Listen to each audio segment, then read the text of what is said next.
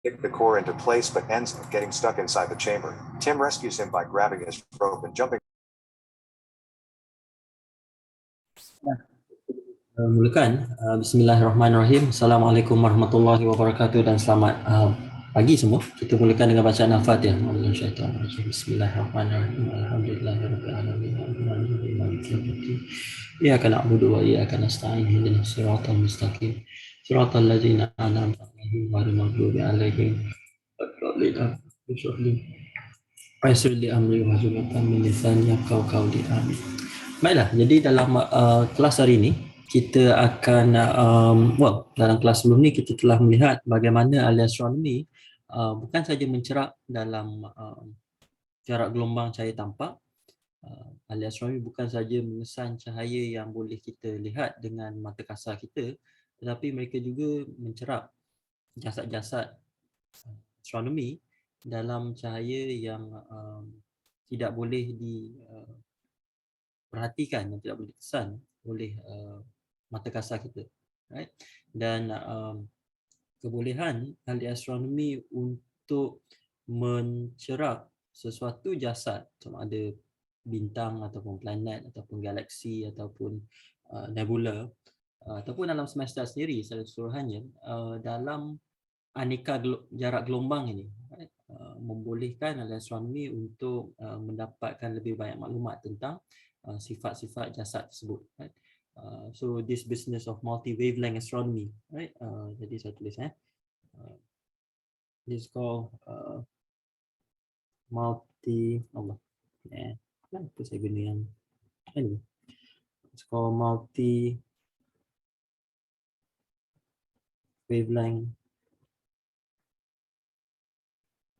astronomy, right? Jadi kalau this multi-wavelength astronomy allows astronomers to collect more data about star, planet, galaxy, cluster, nebula, compared to if only they can observe invisible light, right? Jadi ini satu perkembangan yang baru dalam bidang astronomi, right? Kalau awal dahulu astronomi dijalankan tanpa adanya teleskop, right? Sehinggalah penciptaan teleskop pada abad ke-17, abad ke-18 begitu, barulah teleskop mula digunakan untuk mencerak objek-objek langit, right? Dan antara tokoh yang awal-awal sekali menghalakan teleskop mereka ke langit adalah seorang ahli fizik yang bernama Galileo Galilei.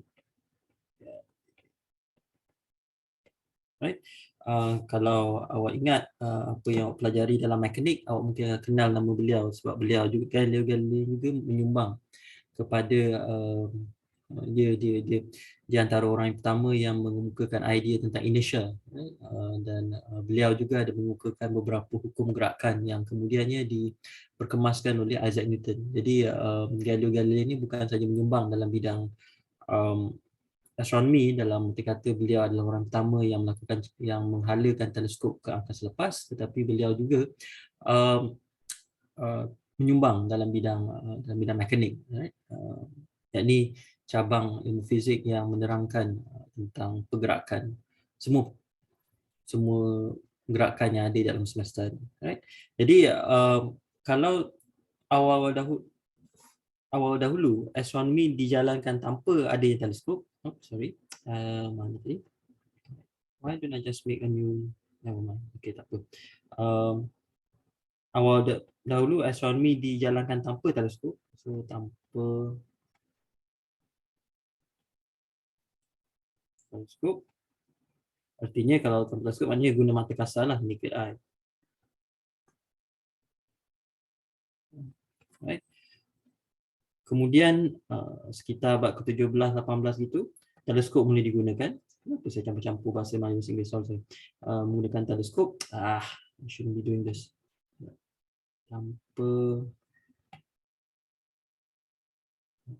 Tanpa teleskop. Ini mata kasar lah. Right? Menggunakan mata kasar. Jadi astronomi dalam peradaban Yunani, astronomi dalam peradaban Cina, astronomi dalam peradaban India, astronomi dalam peradaban Islam sendiri pun dilakukan menggunakan tanpa menggunakan teleskop, right? Pada abad ke-16, 17, 18 gitu, 16 ke 18 dalam peradaban barat,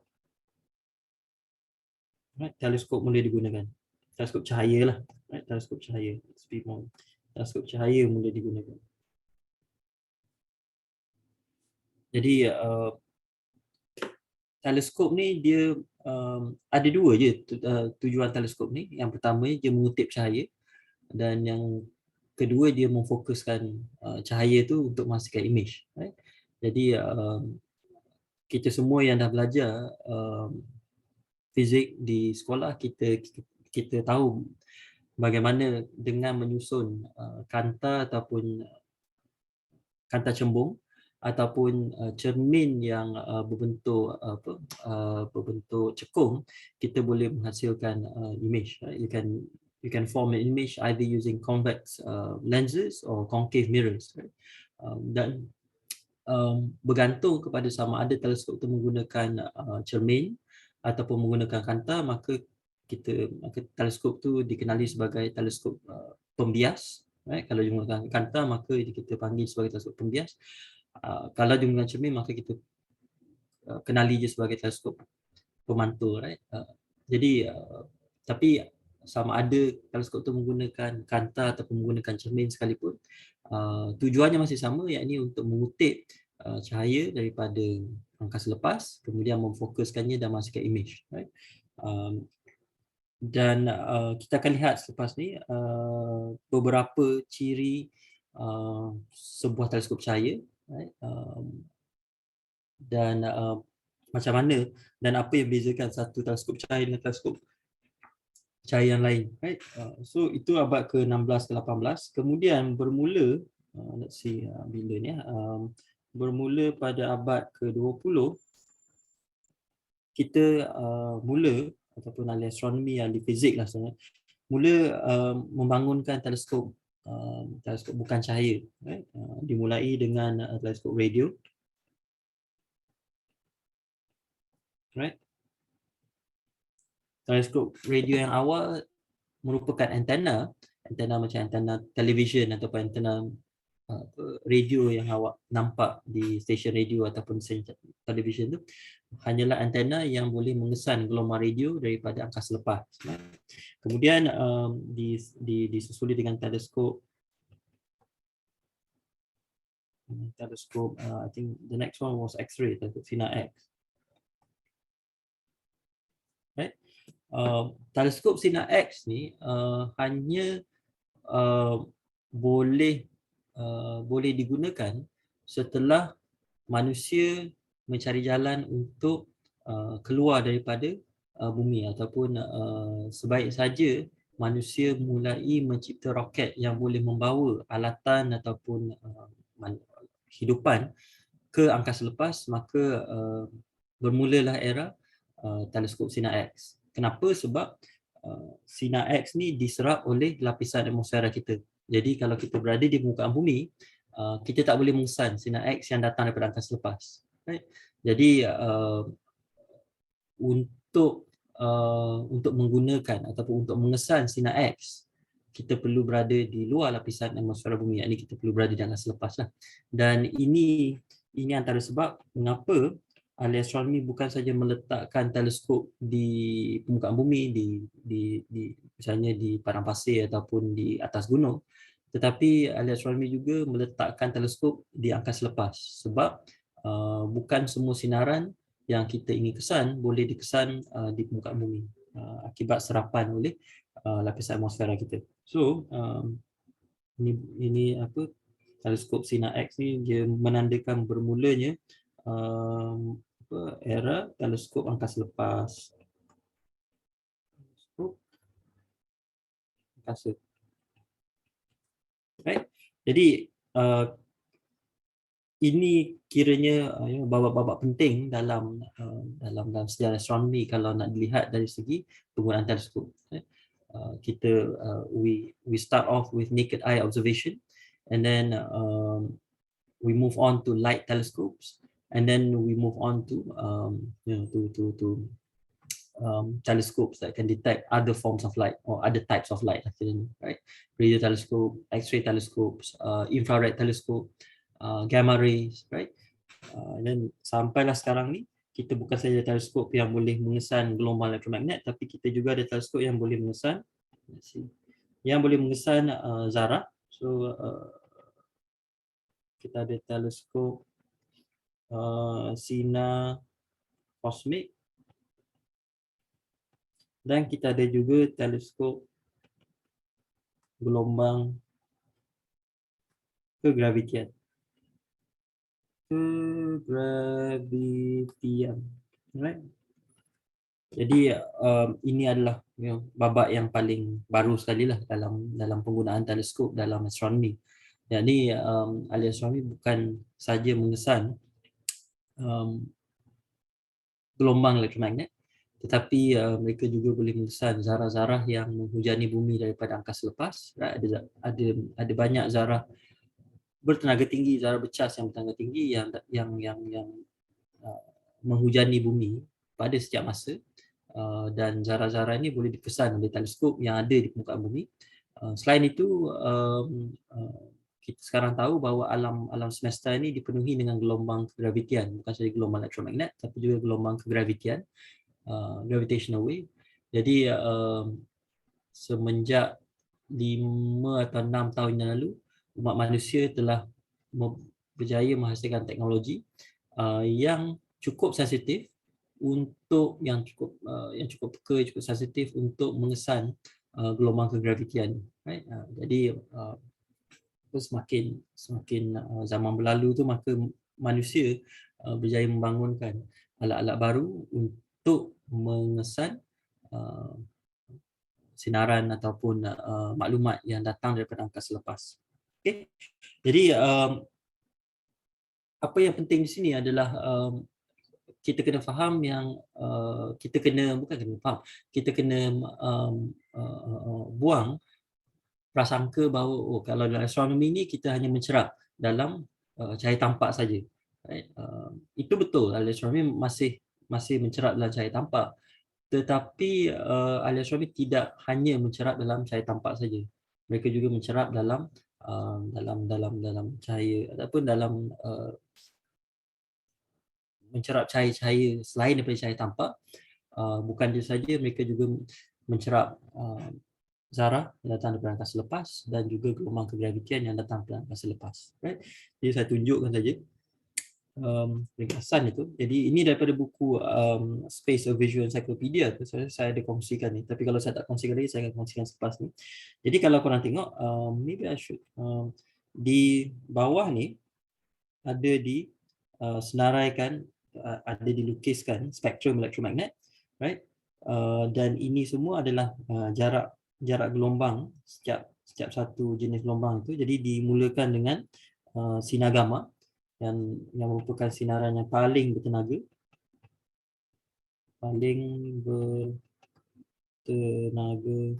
tinggi. Right? Kalau korang tengok pun dia punya jarak gelombang dia dalam nanometer, right? Nanometer. So jarak gelombang sinar gamma tu dia hampir sama dengan diameter atom ataupun diameter atom. Right? Jadi itu memberitahu kita yang sinar gamma ni dia sangat jarak gelombangnya sangat singkat, dan itu bermaksud yang frekuensinya tinggi, tenaganya tinggi. Right? Kemudian diikuti pula dengan sinar X. Right? Sinar X. Kemudian selepas itu sinar ultralembayung. Right? Jadi sinar gamma paling tinggi tenaga dia, kemudian diikuti oleh sinar X, paling dia rendah sikit tenaga dia. Kemudian saya ke sini sinar ultralembayung. Right? Ultralembayung yang UV radiation that some of you might wear sunscreen to protect your skin from UV radiation, that kind of thing. Ini adalah sinar ultralembayung tu. Kemudian barulah kita sampai ke cahaya tampak.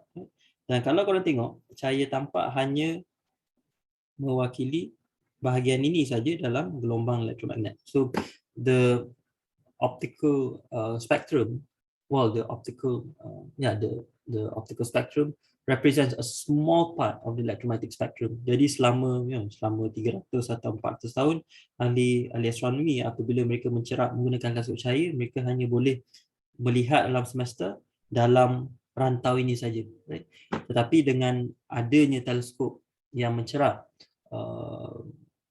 sinaran selain daripada sinaran cahaya tampak ni, maka kita boleh melihat alam semesta dalam panjang gelombang yang lainnya, ultraviolet, infrared semua ni, right? Selepas cahaya bahagian cahaya tampak tu, kita ada sinaran inframerah, right? Kalau korang lihat untuk sinaran inframerah ni jarak gelombangnya makin besar, right? Dah dalam milimeter. Jadi kalau ada pembaris tu, dan jarak gelombang untuk inframerah tu dia sebesar sengatan skala pada pembaris yang awak ada tu lah, right? Kemudian selepas sinaran inframerah, gelombang radio, right? Dan untuk gelombang radio, jarak gelombangnya ada daripada sentimeter sampailah ke kilometer, right? So this is a very long wavelength radiation, therefore its frequency very low, right? And then it has very low energy lah, right? So this is the electromagnetic spectrum, daripada hujung ke hujung, daripada yang paling rendah tenaga je, seorang yang kita tahulah, gelombang radio.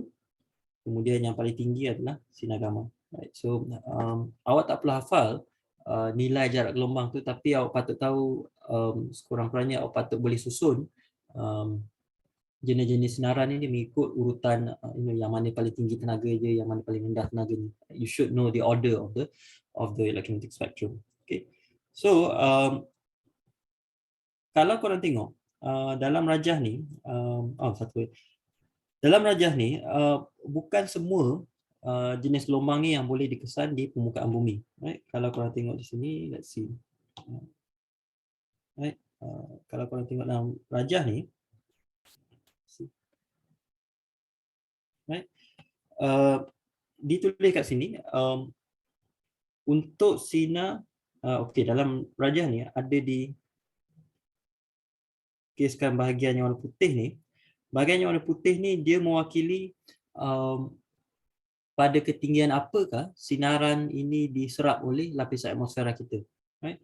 Maksudnya kalau contohnya macam untuk sinar gamma, sinar X, dan juga let's see dan ultraviolet bayung, sinaran, sekiranya sinaran ini datang pada angkasa lepas, ianya akan datang ke sini, kemudian ia akan diserap sebelum dia boleh mencecah permukaan bumi, right? So it will be absorbed here, right? Whereas for optical, kalau kita tengok, kalau sinaran sinaran cahaya tampak itu datang, maka dia boleh terus tiba ke permukaan bumi. Kalau inframerah juga ada bahagian-bahagian yang bergantung pada jarak gelombang yang untuk sinaran inframerah tu, ada kalanya boleh cerap di permukaan bumi, ada kalanya tidak boleh dicerap di permukaan bumi. Manakala untuk untuk gelombang radio, dia tidak diserap oleh lapisan atmosfera, dan kita boleh kita boleh mengesan gelombang radio yang datang selepas lah.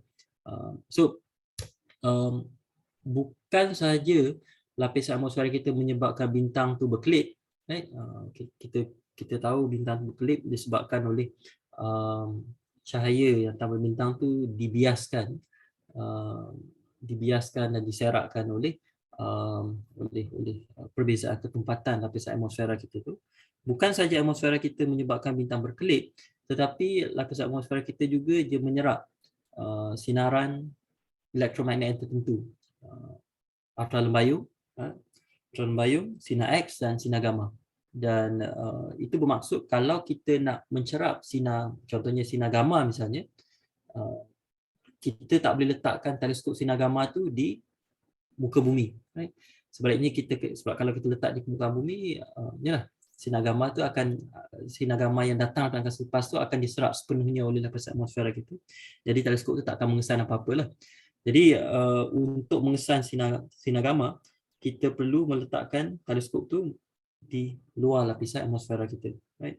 Which is why you have space telescopes like Integral for gamma ray, and then the Chandra X-ray telescope for X-ray. fuse galaxy and this kind of thing, right? Jadi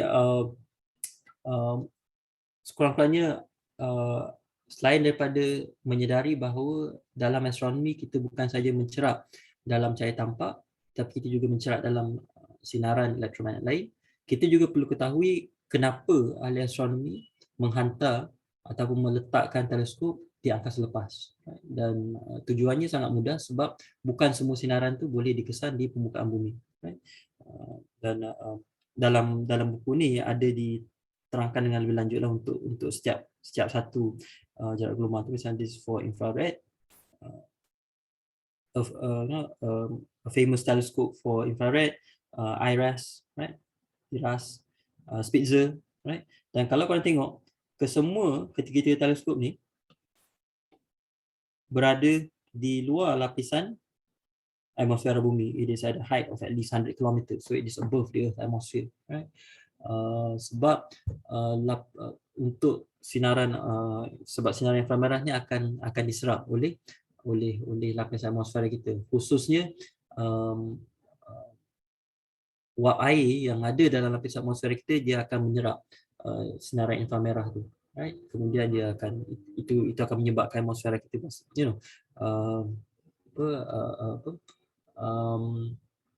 menjadi panas dan itu bertanggungjawab untuk menyederhanakan suhu di permukaan bumi, contribute global warming, and itu membantu untuk menyelaraskan suhu di permukaan bumi, right? So this is some of the infrared telescope. Kemudian next is radio telescope. Bagaimana rupa sebuah teleskop radio? Dia sama macam piring yang awak guna untuk astro tu lah, right? So sebab teleskop ni apa tujuan dia untuk mengumpulkan sinaran tu dan memfokuskan dia. So you can have a dish, right? Kita berada piring untuk teleskop radio tu. Kemudian sinaran ataupun gelombang radio tu boleh datang daripada angkasa lepas, right? Kemudian dia akan dipantulkan oleh piring ni, kemudian akan difokuskan di antena je, right? Jadi kalau korang tengok sebuah piring ni, right? Sebuah piring macam ni kan, piring untuk gelombang radio macam ni, sebenarnya yang kawah ni, ini semacam kantar lah kiranya, right? Dia ataupun semacam cermin lah, cermin ataupun kantar. Kenapa kita kata dia semacam cermin atau kantar? Sebab bahagian inilah yang akan menumpukan, yang akan memantulkan dan menumpukan gelombang radio yang datang daripada angkasa lepas, right? Dan di mana letaknya antena untuk mengesan gelombang radio ni letak di sini, right? So kalau korang kalau rumah korang ada astro dan ada piring ni, nanti korang tengok macam mana bentuk piring tu. So biasanya dia akan ada cakra yang macam tu, right? Dia akan cakra macam tu. Lepas tu dia akan ada satu bahagian di depan ni yang meletakkan antena kat sini, right? So gelombang radio tu akan datang, kemudian akan dipantulkan oleh cakra ni, kemudian dia akan dihalakan, difokuskan di bahagian antena kat sini, right? So so itu dari segi cakra astro awak tu is a form of radio telescope lah. Dia sejenis teleskop radio, dalam arti kata dia mengutip dan menumpukan gelombang radio. Cuma dalam kes tu dia tidaklah mencerap objek astronomi kan, dia sebaliknya dia mengutip dan mendapatkan isyarat, isyarat saluran astro untuk awak semua, right? So this is radio astronomy. Dan seterusnya this is ultraviolet, right? Ultraviolet, sinaran ultralembayar ni dia berguna untuk mencerap objek-objek yang bersuhu panas, right? Jadi kalau saya rasa yang ini gambar yang agak menarik. Ini adalah gambar sebuah galaksi M94, right? M94. Kalau korang tengok, dia ada dua gambar kat sini. Gambar yang ini adalah image galaksi tersebut sekiranya kita lihat dalam cahaya tampak. Dan apabila kita melihat galaksi ini dalam cahaya tampak, maka bahagian yang tengah pusat galaksi itu yang akan cerah, right? Berbanding dengan bahagian tepi-tepi galaksi ini, bahagian lengan je, right? Bahagian lengan je akan lebih malam, right? Tetapi apabila kita mencerap galaksi ini dalam sinar ultraviolet, kita mendapat maklumat yang berbeza. Dalam arti kata, apabila kita mencerap dalam sinaran ultraviolet, bahagian yang bersinar, bahagian yang terang bukan lagi bahagian pusat galaksi ini, tetapi bahagian perpinggiran, bahagian berada di bahagian lengan, di tepi-tepi galaksi, right? Dan bahagian yang berada di perpinggiran galaksi ini mewakili bintang-bintang muda yang baru baru dibentuk. Jadi suhunya lebih tinggilah berbanding dengan bintang yang sudah lama, yang sudah tua lah kiranya, right? Jadi sekiranya kita ingin mengkaji, kalau kita hanya boleh mencerap galaksi ini dalam satu jarak gelombang saja, bayangkan kalau kita hanya boleh itu, maka kita akan buat kesimpulan bahawa bahagian yang menarik adalah bahagian yang berada di pusat galaksi. So, bahagian itu yang bercahaya, yang cerah lah kiranya. Tetapi dengan mencerap galaksi ini dalam sinaran ultraviolet, maka kita mendapat kisah yang berbeza. Dalam arti kata, bahagian yang cerah bukan saja terletak di pusat galaksi, tetapi juga di bahagian perpinggiran, right? It's just like dia seakan-akan setengah orang dia suka beli rumah di tengah-tengah bandar Kuala Lumpur kan, berdekatan dengan KLCC misalnya, right? So that is because that is the hit place, right? Tapi setengah orang dia suka membeli rumah di kawasan perpinggiran, di Bangi, Semenyih ataupun di Nilai misalnya. Jadi sama juga macam bila kita mencerap sebuah galaksi, kalau kita hanya mencerap galaksi itu hanya dalam satu jarak gelombang saja, maka pengetahuan atau maklumat yang kita peroleh tentang galaksi itu akan terbatas lah, right? Sebab untuk semua galaksi kebiasaannya bahagian yang tengah tu yang akan cerah berbanding dengan bahagian yang berada di perpinggiran. Jadi if we were to observe a galaxy in the visible, then it is like we only know half the story, right? We only know what is at the center of the galaxy, which is interesting, but then that's only half of the story, right? Kalau kita nak tahu apa yang berlaku di bahagian perpinggiran galaksi, maka kita perlu mencerapnya dalam panjang gelombang yang lain. Okay. So this is ultraviolet. Then next is X-ray astronomy. Salah satu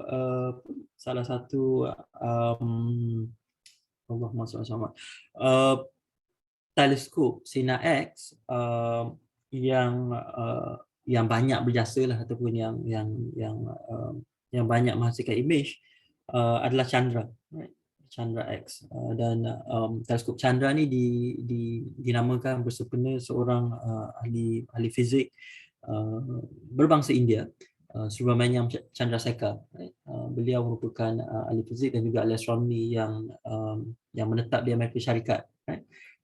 Dan saya rasa ini if you come from Indian descent, I think this is one of those things that you should know because it is part of your cultural heritage, right? Chandra is named after the Indian physicist Subramaniam Chandrasekhar, right? Dan kesemua teleskop Sinar X ni dia diletakkan di angkasa lepas, right? So kalau korang tengok, dia diletakkan pada ketinggian 200 km ke atas, right? Dan yang menariknya untuk teleskop Sinar X ni, kita tahu teleskop Sinar X ni dia mempunyai kuasa penembusan yang tinggi, right? Artinya kalau kita nak memfokuskan Sinar X, kita tak boleh menggunakan kantar. Kita tak menggunakan kantar sebab kalau kita gunakan kantar, sinar X tu akan menembusi kantar tersebut dan tidak akan dibiaskan lah. Dan kalau sinar X tu tidak dibiaskan, macam mana kita nak fokuskan sinar X tu kan, dan kalau tak difokuskan, macam mana kita nak masukkan image. Jadi sekiranya kita ingin memfokuskan sinar X, kita perlu menggunakan cermin, dan cermin tu perlu dikilatkan. Dan apa yang berlaku adalah it looks something like this. Jadi kalau korang bayangkan ada dalam kes ni, sinar X tu datang daripada angkasa lepas, kemudian dia akan dipantulkan oleh cermin ni pada sudut yang agak kecil, right? Ada grazing angle, right? Grazing ni macam dia sipi-sipi je, right? So dia akan dipantulkan oleh cermin, kemudian dia akan difokuskan ke detektor kat sini, right? Jadi teleskop sinar X dia tidak menggunakan kantar, sebaliknya dia menggunakan cermin, dan cermin tu dia melengkung pada sudut yang landai, right? Supaya sinar X tu boleh dipantulkan dan dihalakan ke satu titik di mana pengesan boleh diletak dan image tu boleh terbentuk, right? So an X-ray teleskop sinar X, rupa dalamnya tu sangat berbeza dengan teleskop cahaya. Teleskop radio juga berbeza dengan teleskop sinar X, teleskop cahaya. Tapi yang sama untuk kesemua teleskop ni adalah setiap satunya berfungsi untuk mengutip dan memfokuskan, right, sinaran yang mereka kesan lah. Kalau mereka nak mengesan sinar gelombang radio, dan teleskop tu akan mengutip dan mengesan gelombang radio, right? So that is that. Let's see. So this is the Chandra X-ray telescope. Jadi kalau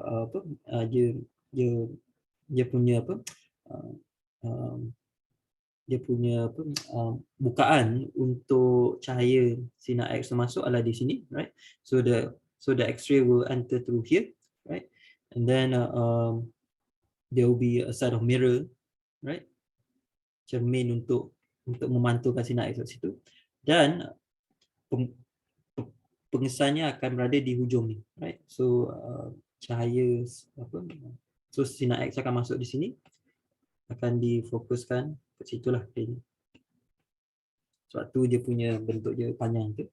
Kemudian there's a camera at the back here, dan memandangkan dia berada di angkasa lepas, maka dia memerlukan tenaganya akan dijana menggunakan panel suria kat sini, right?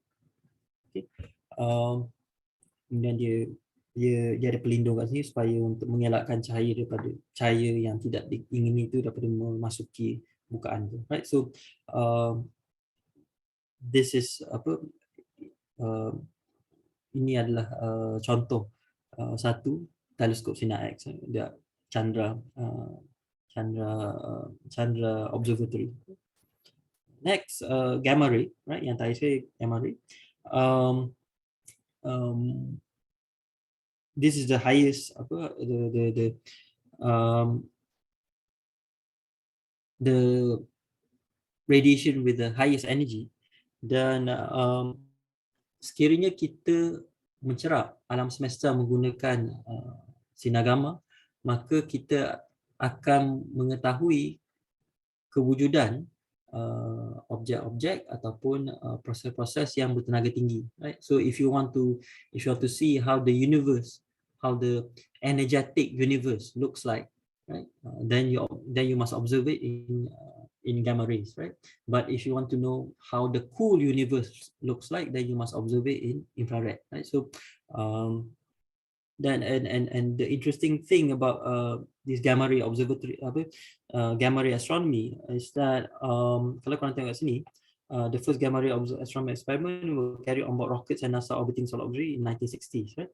Dan pembangunan teleskop sinar gamma ni dia berkaitan juga dengan peperangan, khususnya dengan perang dingin.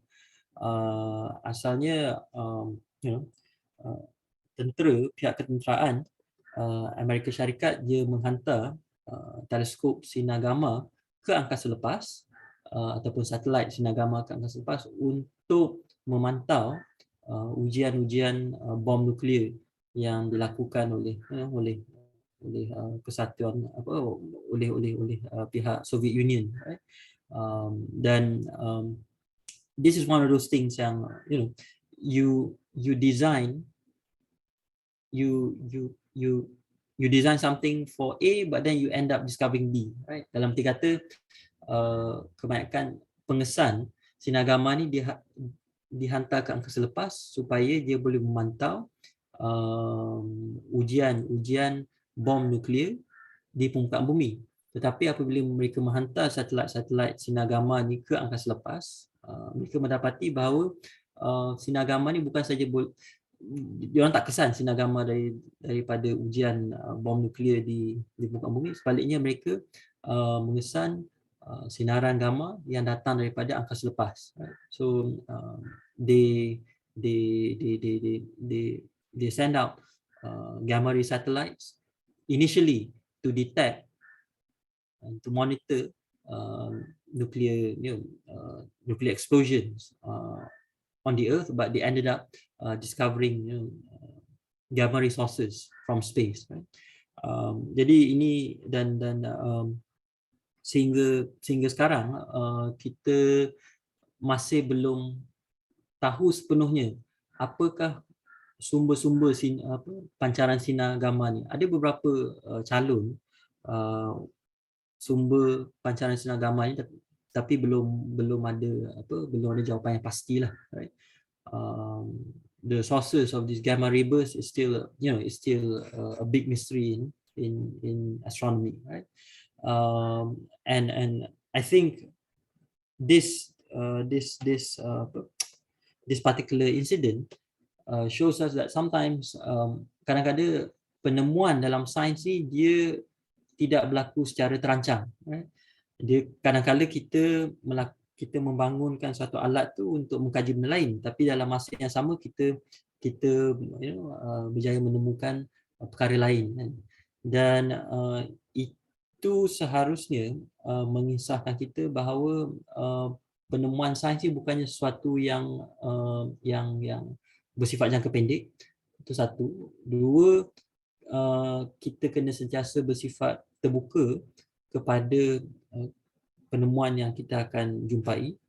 Yang kedua. Dan yang ketiga, kita tidak boleh menilai berguna ataupun tidak sesuatu penyelidikan sains itu dari segi pulangan komersial dia, right? Misalnya kalau ada orang tanya apa gunanya belajar astronomi, apa gunanya belajar fisika dan pejal contohnya, apa guna belajar fizik kuantum, kan? Boleh dapat kerja ke, boleh dapat kerja lumayan ke? Saya rasa itu soalan yang salah, dan dari segi soalan yang agak bodoh sebenarnya, sebab dia seolah-olah awak bertanya, apa gunanya kita ada ibu dan ayah, apa gunanya kita makan, kan? Orang yang tahu nilai makan, nilai ibu dan ayah, dia takkan tanya soalan macam tu, kan? Jadi sama juga macam dalam sains, ada kajian yang bersifat memang yang bersifat gunaan, tapi ada juga kajian yang bersifat tulen, yang mana kita tak boleh jangka sepenuhnya apa hasil yang kita akan perolehi, dan kita perlu raikan kedua-duanya lah, kajian yang bersifat gunaan dan juga yang bersifat tulen, right? So itu berkenaan dengan teleskop yang digunakan oleh astronomi, bukan sahaja teleskop cahaya tetapi juga teleskop yang mengesan sinaran lain, right? Inframerah, ultralembayung, gamma, sinar gamma dan sinar X, right? Jadi untuk bahagian seterusnya, kita akan melihat tiga fungsi teleskop, right? Jadi apa yang saya akan lakukan, saya akan bahagikan awak semua ke dalam tiga kumpulan, right? Kita gunakan backup room kat sini. Dan untuk setiap kumpulan saya akan berikan satu edaran ni. Jadi tiga actually. Yang pertamanya adalah ini, how telescopes work. Yang kedua adalah ini, how do telescope magnify. Yang ketiga adalah how much detail can you see. Jadi apa yang mungkin tak sempat nak jawab semua pun. Tetapi untuk peringkat awal ni, apa yang saya nak lakukan adalah bila supaya saya masuk ke dalam kumpulan masing-masing tu, lihat dulu soalannya, right? Baca penerangan yang diberi ke atas ni, right? Kemudian sama ada awak nak bahagikan sama awak untuk setiap satu masalah ni pun, ataupun awak semua nak jawab satu-satu pun tak ada masalah, right? Tetapi saya ingin awak cuba menjawab soalan ini terlebih dahulu, right? Dan kita akan bincangkannya pada hari Rabu nanti, right? Saya jelaskan dulu apa dia punya intipati je. Teleskop ni dia boleh dicirikan oleh tiga perkara, right? Satu, berdasarkan let me just, rather than doing here, I should do it on yeah, I think I can do it here, right? So kalau lihat sini, how does a telescope work? Jadi ada tiga tugas utama sebuah teleskop. Yang pertamanya adalah untuk mengutip cahaya, mengutip sebanyak mungkin cahaya, dan ini bergantung kepada bukaan. Let me just use a different color supaya korang tak pening. Ini bergantung pada bukaan teleskop tu, saiz bukaan, the aperture, bukaan lah kiranya, berapa besar diameter teleskop tu. Lagi besar diameter teleskop tu, maka lagi banyak cahaya yang boleh dikutip oleh teleskop tersebut. So if you want, kalau kita nak sebuah teleskop tu mengutip lebih banyak cahaya, maka kita harus bina teleskop yang lebih besar lah, right? Dan itu antara sebab ahli astronomi berlumba-lumba untuk membina teleskop yang paling besar, right? Sebab lagi besar teleskop tu, maka lagi banyak cahaya yang boleh dikutip, dan lagi banyak cahaya yang dikutip, maka bintang yang lebih malap atau objek yang lebih malap yang boleh kita perhatikan, right?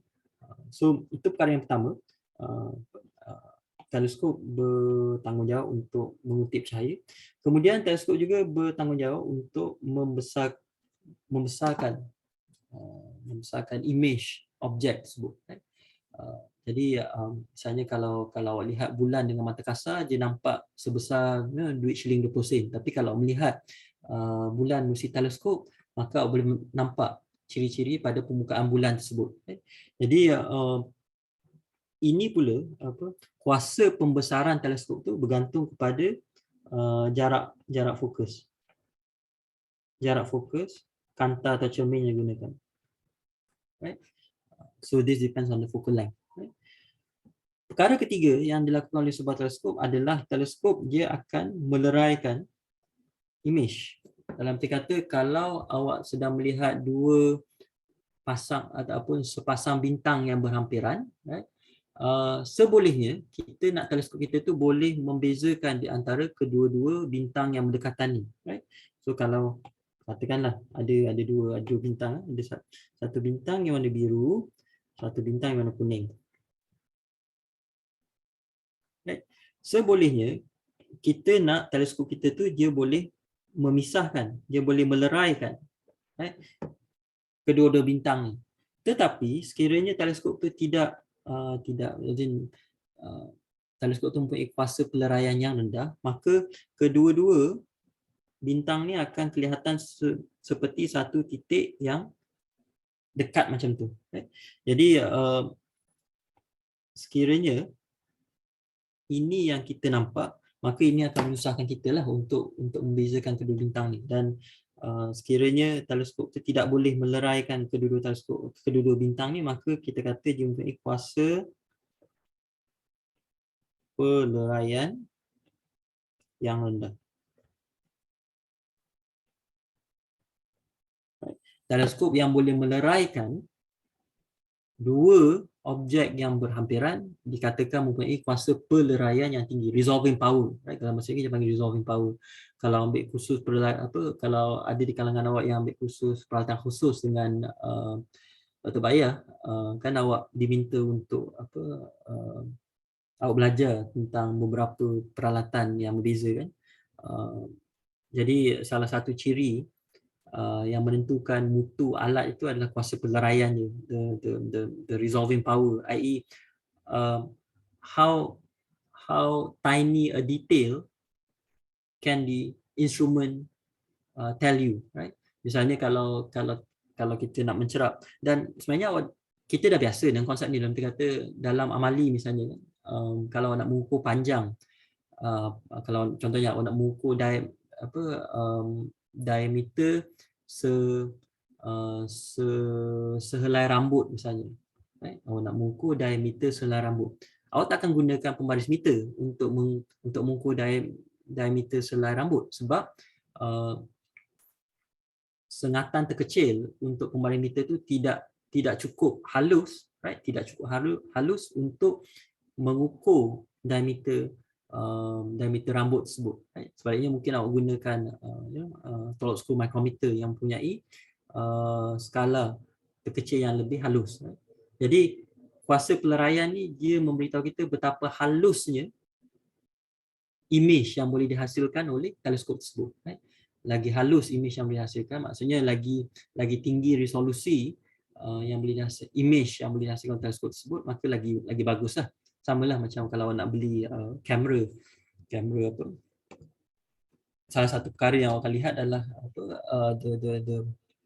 how many pixel does the camera have, right? The higher the number of pixel, then the better, because then your image will be much more finer, right? Jadi kuasa peleraian teleskop ni dia bergantung kepada pada bukaan teleskop tu. Bukaan ni maksudnya diameter lah, right? Jadi dalam teleskop ni, as in dalam sebuah teleskop, dua kuantiti yang penting adalah bukaannya, di aperture, right? Kalau bahasa Inggeris panggil aperture, A-P-E-R-T-U-R-E, aperture. Allah, betul saya. Sorry. Betul. Bukaan teleskop. Jadi ini diameter teleskop lah, right? Kemudian dia juga bergantung kepada jarak fokus teleskop tersebut, right? So dua kuantiti ni adalah dua kuantiti yang penting lah untuk sebuah teleskop. Jadi kalau kita nak membandingkan sama ada teleskop itu bagus ataupun tidak, kita lihat pada diameter teleskop tersebut dan juga pada jarak fokus teleskop tersebut, right? Dan dalam arahan yang saya berikan ini, dalam edaran yang saya akan berikan ini, yang bahagian yang pertama ni dia menceritakan tentang bagaimana diameter sebuah teleskop itu mempengaruhi image yang akan diperolehi. Yang ini pula dia menjelaskan macam mana jarak fokus sebuah teleskop itu akan menghasilkan image yang lebih besar, right? Macam mana kuasa pembesaran teleskop itu dipengaruhi oleh jarak fokus teleskop tersebut. Dan yang ketiga, dia menjelaskan macam mana bukaan teleskop ataupun diameter teleskop itu dia akan mempengaruhi kuasa peleraian teleskop tersebut, right? Jadi saya akan mungkin saya tak perlu backup untuk saya akan agihkan kumpulan nanti, kemudian saya akan kongsikan dalam grup Telegram, dan saya akan beritahulah dan saya akan senarai dan saya akan edarkan soalan-soalan ini juga kepada awak dalam grup Telegram nanti, right?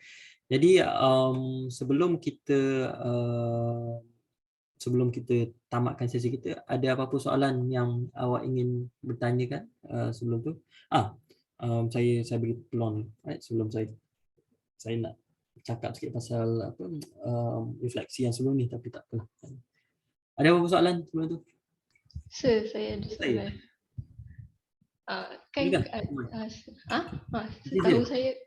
Setahu saya kan untuk yang hari tu yang dapat black hole punya gambar tu, dia orang gabungkan radio teleskop sekeliling dunia kan. So kalau optical boleh gabung macam tu juga ke dia macam? Okey. Okey, terima kasih Mai. Teknik yang Mai sebutkan tu dia panggil interferometry. Interferometry ni maksudnya dia, I think it is shown, dia untuk apa yang dia buat basically, dia mencerap satu objek tu menggunakan katakan 5 teleskop yang berbeza, right? Kemudian menggunakan perisian tertentu, ahli astronomi akan menggabungkan imej yang diambil oleh setiap satu daripada 5 teleskop ni menjadi satu imej yang besar lah kiranya. So kelebihan kita buat macam tu adalah, katakan kalau satu teleskop tu dia punya diameter dia cuma 10 meter contohnya. Tapi dengan menggabungkan 5 teleskop yang setiap satunya 10 meter, kita seolah-olah ada teleskop yang lebih besar yang saiznya 5 kali 10, so 50 meter. So meskipun kita tak bina teleskop sebesar 50 meter, tetapi kita boleh menggabungkan banyak teleskop kecil, dan teleskop kecil itu boleh bertindak seakan-akan ianya sebuah teleskop yang besar. So itu biasanya digunakan dalam teleskop radio, sebab radio ni panjang gelombang yang panjang, jadi kuasa peleraiannya agak rendah kalau kita guna satu teleskop radio yang kecil. Tetapi kaedah yang sama juga boleh digunakan untuk teleskop cahaya lah. You can do the same thing for optical juga. So which is you can have several optical telescope, and you can combine them into a larger telescope. Jawab ke soalannya, Aman? Jawab. Dia, tapi yang yang pentingnya adalah konsep dia adalah daripada kita ada satu teleskop 10 meter satu je, tapi kalau kita nak imej yang lagi jelas, maka kita kena bina teleskop yang lagi besar, katakan 20 meter. Tapi nak membina satu teleskop cahaya yang bersaiz 20 meter, kos dia mungkin tinggi. Dan mungkin kita tak ada teknologi pun untuk membina cermin atau bukantar sebesar tu. Jadi apa yang kita buat, alternatifnya adalah untuk kita menyambungkan 2 teleskop, setiap satunya 10 meter 10 meter. Lepas tu dua-duanya mencerap objek yang sama, dan dia seakan-akan kita ada satu teleskop yang berdiameter 20 meter. Itulah dia punya idea dia. Jawab ke, Mai? Faham ke? Okey. Ada soalan lain? Siapa?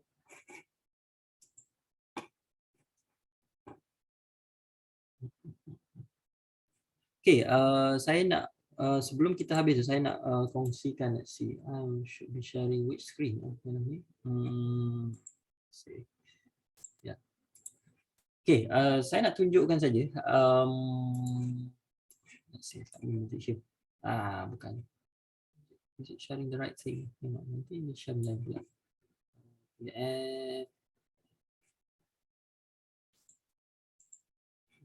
I don't think it's sharing the right thing. Hang on.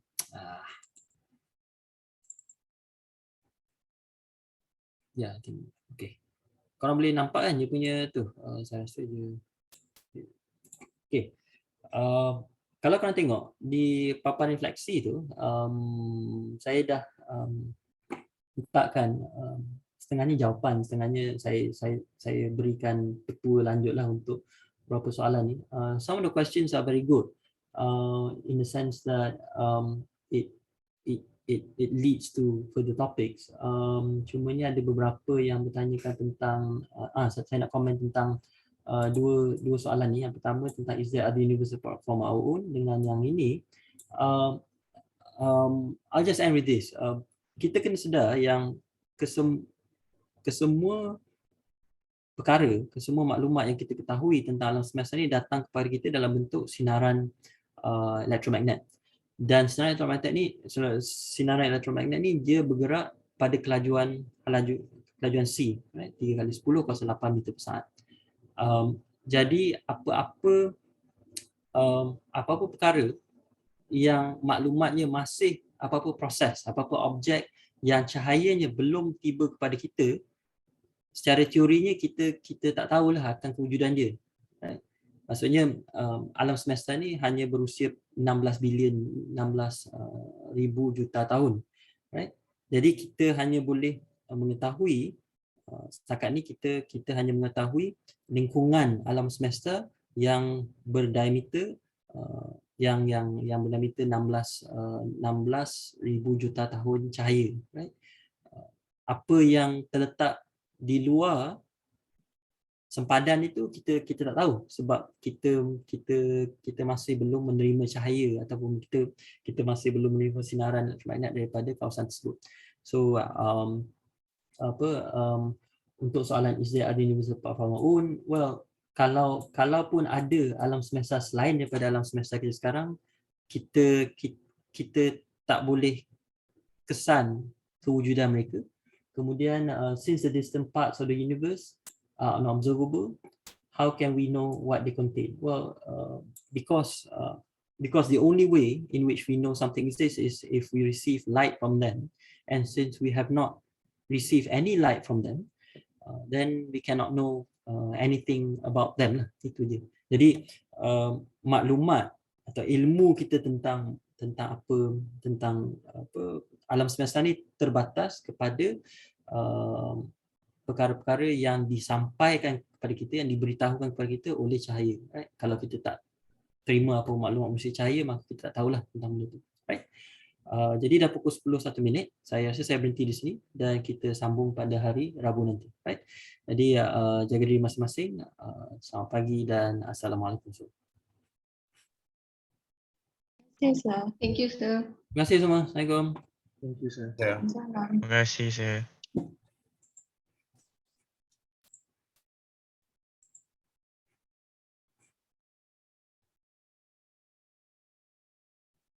Untuk